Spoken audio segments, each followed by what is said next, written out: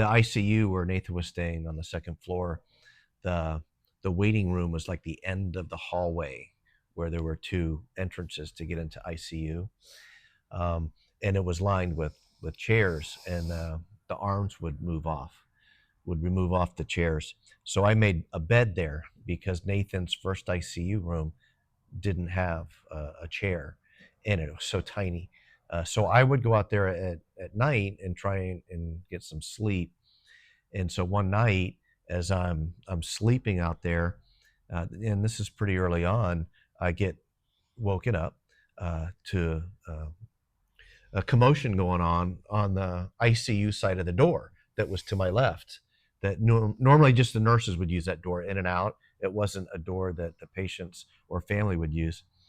And so, it got my attention as I could hear commotion, and then it sounded like a body slam against the door.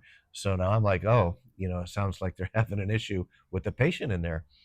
And the next thing I know is the door just starts to creak open, and this hand pops out of the door. Like he's trying to grab the door to force it open. And I'm like, okay. So now I'm starting to get up and I'm thinking, well, maybe I'll help them, if need be, I'll help whatever's going on. And then all of a sudden the door swings open, and filling the entire doorway is this giant, jacked, naked man.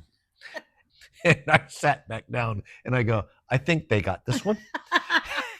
And he just ran off naked. Naked as a jaybird, just takes off. And I was kind of like, see ya. And these two young nurses, tiny, One petite, was Nathan's nurse. They go running by, and she looks at me, the Nathan's nurse. She goes, Nathan's being washed. He's okay. And off she goes. And I'm like, good luck.